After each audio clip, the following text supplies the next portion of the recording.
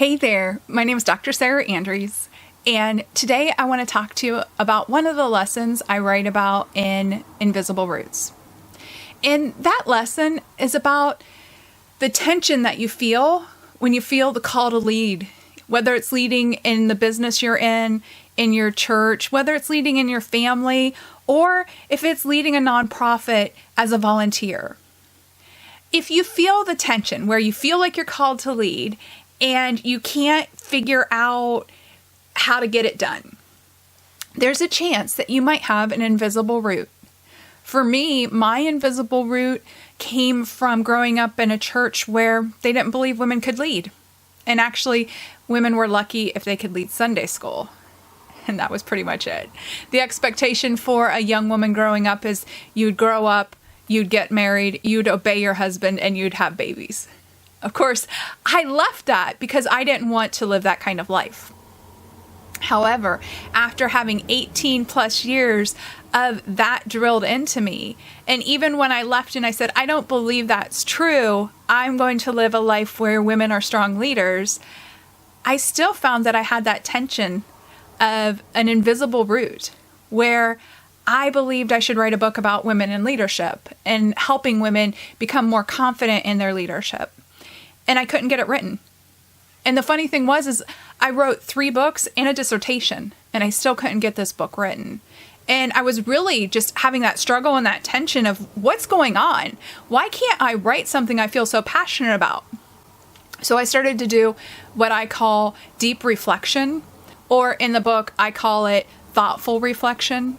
And that's where you ask yourself questions as you're journaling and as you're thinking through what's going on. And I did that. So I was journaling. I was trying to figure out, why do I feel like I should write this book and why can't I get it written? And then one night I went to yoga and I ended up being the only person there. And I got in a conversation with my yoga instructor about just life and roots and invisible things that keep us from doing the things that we should be doing and we know we feel like doing. And I was telling her that I felt like I needed to write this book and I couldn't get it done. And through that conversation with somebody who is in a totally different world than me, I found the answer to why I was having that tension. There was still invisible roots from the church that I grew up in that were deep inside holding me back from achieving what I wanted to achieve. And as soon as I recognized that that was my invisible root, I was like, I can't let that continue to hold me back. And I can't not talk to women about leadership because of how I grew up. I have to push through this. And as soon as I became aware of that was what was holding me back, and I made the decision that I was not going to allow something that I did not believe to hold me back, I wrote the book in a week.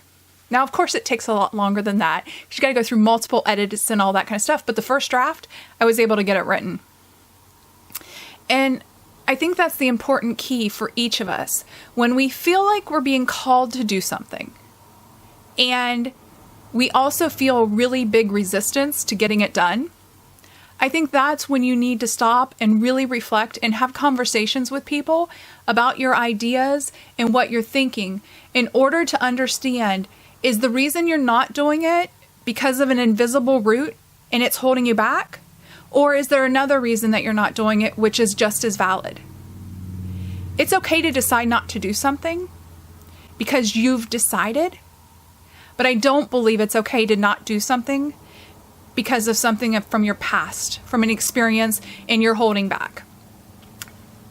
And I think the thing that really resonates with me when I think about this is I believe everybody's called to do something. I believe that each of us have a greater purpose, and our greater purpose might change based on the seasons in our life, or it might change based on our life circumstances. But I believe we all are called to do something amazing.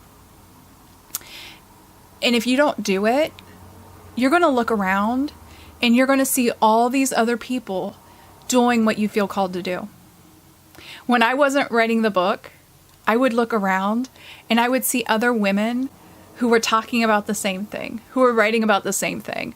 And I thought, I need to do my part. So the challenge is to you, what's your part? What's the thing that you feel called to do that you're not doing? And how can you take the steps that you need to in order to get started? All right, we'll talk to you guys next week.